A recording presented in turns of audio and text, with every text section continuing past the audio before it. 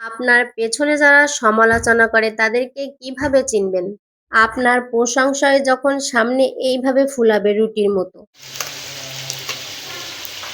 তো ভাজা হয়ে গেছে, এখন ভুনা করব মাছটি। এই যে হয়ে গেল। আমি এখন আর একটা তরকারি রান্না করব।